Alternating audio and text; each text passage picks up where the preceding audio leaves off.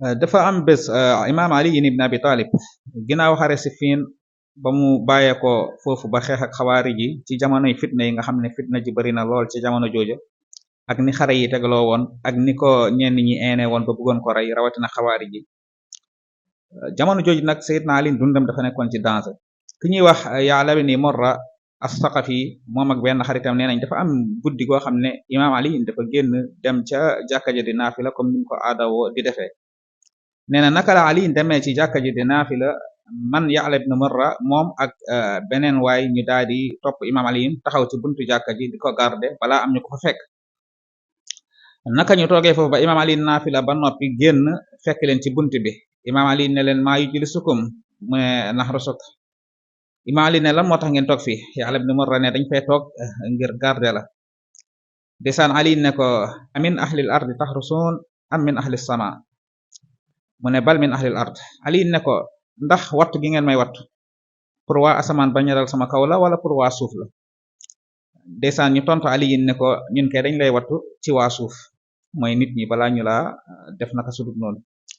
Ali ne ko xanaa xamoo leen bépp dogal buy xew ci kaw suuf amul dogal buy xew lu dul ni ci kaw asamaan lañ ko dogalee comme que mënoo leen tee dogal yi ca kaw asamaan kon kay jarul ngeen may wattu ci kaw suuf si allahu akbar xoole imam Ali fi mu tolloon ci wàkkirlu ci suñu borom yamul foofu mu ne leen xanaa xamoo leen ni bépp nit boo gis yàlla mu ngi ko booleeg ñaari malaaka yu koy wattu ñaari malaaka yooyu di ko wattu nag bés bu dogal ñëwee malaaka yi dañuy wéy bàyyi ko dogal gi dal ci kawam mënuñ ci dogalub yàlla dara mu ne leen xanaa sagam malaaka yi nga xam ne ñoo leen dàq wattu ëpp leen doole ñoo munta wattu nit ki ci bu dogalam ñëwee waxuma la ak nit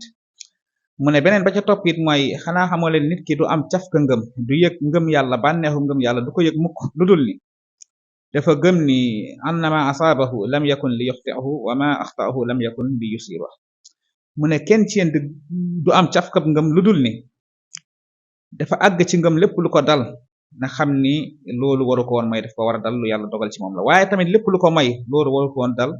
yàlla fegal na ko ca loola te lii yeneen ti wax na ko alayhi salatu wasalaam ci hadis mbokk gëm yàlla dafay ànd ak wóolu yàlla